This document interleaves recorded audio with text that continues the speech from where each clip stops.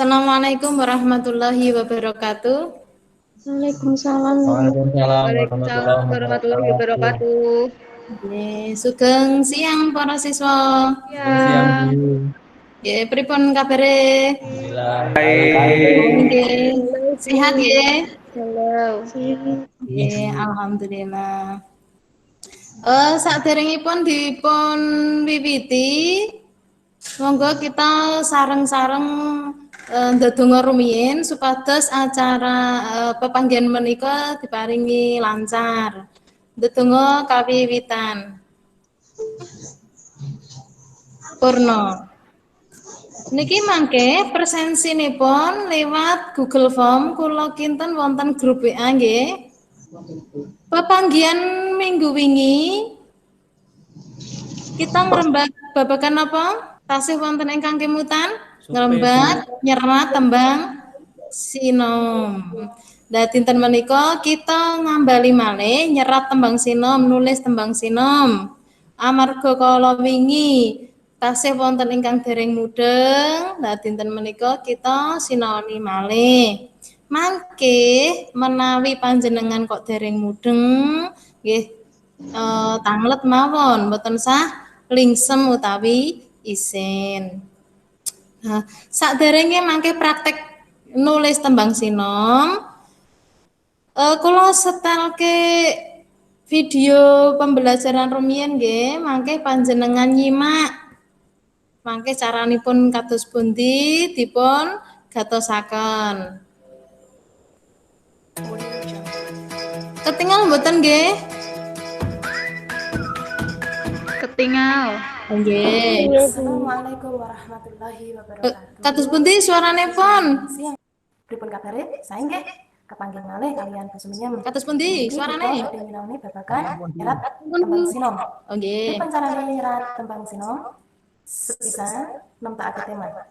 Kaping kalih ngronce tembung dados sakpatra kanthi manut paugeran guru gotra lan guru wilangan. Kaping 3 ngronce utawi nyusun gotra-gotra bajute ngantos 9 gotra kanthi runtut lan duweni teges. Tuladhanipun saderenge ndamel tembang sinom, astanipun panjenengan kedah dipun ketingalaken kangge ngitung. Gotra setunggal. Yo padha mangkat sekolah. Ayo diitung. Yo padha mangkat sekolah. 8an. Gotra kalih. Sekolah kang migunani. Yo diitung. Sekolah kang migunani. 8i. Gotra 3. Pawiyatan ing SMK. Pawiyatan ing SMK. 8an. Gotra sekawan. SMK Yasihaiki. SMK Yasihaiki. 8i. Gotra gangsal. Duweni motivasi. Duweni motivasi. 7i. Gotra 6. Sapa kang temen tinemu. Sapa kang temen tinemu. Gotra 7. Sekali terampil uga. Sekali terampil uga. Niki 7a. Gotra 8. Terampil sekali ing mburi. Terampil sekali ing mburi. 8i. Gotra 9. SMK Yasihaiki terus jaya. SMK Yasihaiki Bubuk terus jaya. Kelas A. Ngoten nggih. Nah, sampun gamblang. Saniki menawi sampun gamblang panjenengan praktek damel tembang sinom kanthi tema ingkang nembe ngetren. Pendidikan ing masa pandemi. Sugeng makarya. Assalamualaikum warahmatullahi wabarakatuh. Matur Paringi wekdal sedasa menit garap. Niki dipun wiwiti nggih. Menawi panjenengan bingung kok ndamel tema pendidikan ing masa pandemi kangelan nggih, pandemi temane corona ngono wae ora apa-apa. Sing gampang. Isa kelompokan.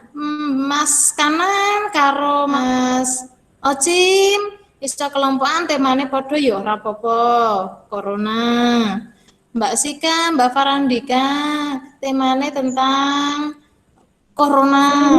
Yo, ora apa-apa. Terus sing liyane milih tentang apa kesehatan corona nggih angsal utawa coronane tok ya angsal. Ora usah mumet-mumet nggawe sing gampang, sing penting barise ana 9. Jumlah suku katane wau kudu pas. Ya. Sapa sing wis dadi? Dereng Bu sekedep. Iya. Kula damel kelompok teng Google Meet ananging kok mboten saged nggih mboten sios. Kelompokan secara manual nggih. Yo, undang-undang karo koncone nggih mboten napa-napa. Mas Yoga film Bu. Oci mau kelompok sapa milih? Milih wis, milih. Kalau kalih Sika Bu. Ya. Kula kali Oh, Farandika, milih Bu. sing cowok milih cewek ngono ya ora apa-apa wis ben. Engko hasilnya ben dadi apik. Maksudnya hasil tulisannya ya, jangan ya. Ya sinten riyen Mas? Kanan apa Mbak Sika rumien? Kula Bu ladies first, ladies first. Oh, ladies first. Oke. Waos ke Mbak? Nggih, virus corona. Kudu Bener. waspada karo ngati-ngati. Ya. Ben ora nyerang awakmu. Aja Nggih. padha nek njaba. Nggih. Jaga jarak lan ngumbah tangan ping 8 Nggih. supaya virusnya lunga. Nggih. Merga bahayane mati. Nah, iki pinten baris Mbak Sika? Kula Pitu Bu. Bu. Mau kan kudune 9 baris. Kira-kira nek pitu bener apa salah? Salah Bu. Sama Nah, Batra Bu. ora salah ning kurang lengkap nggih. Ora apa-apa. Yo saiki ditambahi. Tambahi sik ya Mbak Sika. Nggih Bu. Ya Mbak sapa nek sing ladies first ya Mbak Farandika. Zaman corona. Jadi Nggih. apa awak iki ra tau menyang sekolah. Jalaran nggo jaga diri. Nanging kepriye iki ramene ing papan umum lan eling marang liya. Kesehatan karya wigati. Aku wis kepingin menyang sekolah. Niki pinten baris wae Mbak Farandika? 9 Bu. Oh nggih, 9. Nah, saiki sing 9 coba sing gatra siji diwaca ya bareng, diwaca engko disimak bareng-bareng karo diitung. Gatra siji diwaca sik Mbak.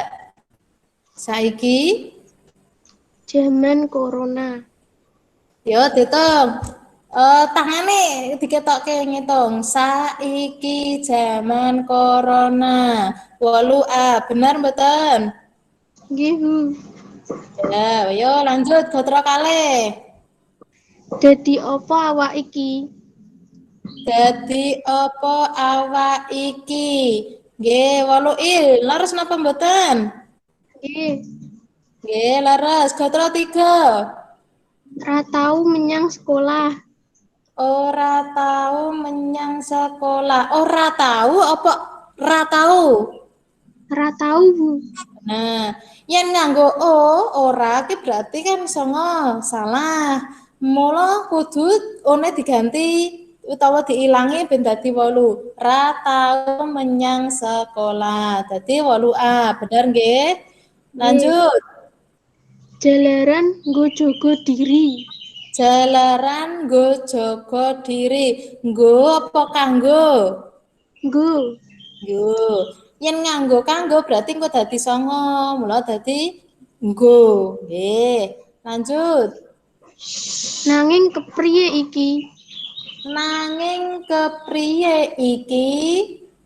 7I. Leres napa mboten? Nggih. Nggih. Terus Ramene ing papan umum. ramene ing papan umum. 8. Lanjut. Lan eling marang liya. Nah, tutup Mbak. Kan eling marang liya. 7. Ah, Nah, nggih. Lajeng kesehatan kang giwati. kesehatan kang wigati. Wigati apa wihati? Wigati. Nah, wigati niku penting. Nggih. 8I. Nggih. Aku wis kepingin menyang sekolah. Yo jajal dihitung. Pinten? 12A. Nggih, rolas basa Jawane niku rolas utawi nek basa krama kalih welas. 12. Mas. Nah, Mbak Farandika sampun mudeng. Sampun, Bu. Nggih.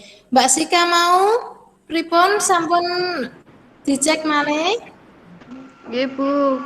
Nggih. Carane mudeng Mbak Sika kalau mau. Tembang Nggih, sinom kuwi kan barise kudune cacahe 9, nggon Mbak Sika mau lagi 7 iso ditambahi nggih. Nggih. Nggih. Ya sapa meneh sing meh presentasi? Oh, Bu. Yo, Mas. Tembang sinom, songo gotro. Kula hitungi nggih, Bu. Nggih. Virus corona punika. Bolu Yes. abu. Ya, sip. Ingkang bahayani. Bolu ibu. Terus. Kathah tiang Nggih. ingkang pejah. Bolu abu. Sekolah podo prei. Nggih. Prei. Tiang ingkang kerja ugi. Bolu ibu. Teng Sip. Indonesia iku bolu ubu. Nggih. Terus pun wonten luweh song pun wonten luweh sangka 7A. Bu. Nggih. Seket tiyang ingkang mati. Bolu I. Sing kesongo niki Bu, 12 rolas A. Nggih. Luweh 700 kasus corona. Rolas A, Bu. Yeay, Mas Kanan pinter. Nah, mergo iki Mas Kanan pun bener. Nah, saniki ya enten es breaking sekedhik. Nembang sithik dolanan kangge selingan mawon nggih.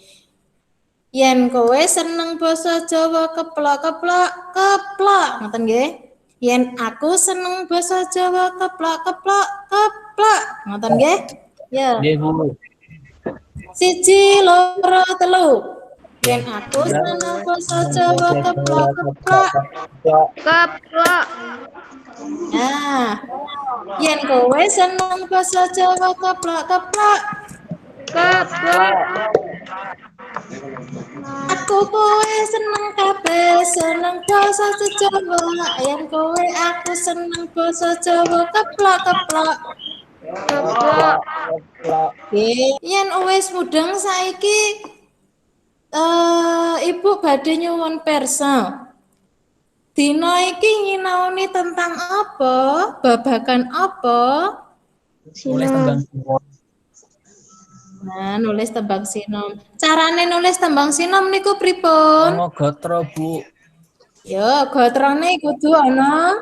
9. Gotrone kudu ana. Songo, Bu. Terus paugerane mau I itu I. 10U. Itu A. 10I. Rolas A. Oke, leres. Nah, dina iki sampun cekap. Minggu ngajeng kita nyinaoni babagan nembang macapat sinom. Matur nuwun. Saderengipun dipun bibaraken, monggo ndedonga rumiyin ndedonga kawiwitan. Purna. Matur nuwun. Assalamualaikum warahmatullahi wabarakatuh. Waalaikumsalam. Waalaikumsalam warahmatullahi wabarakatuh. Matur suwun.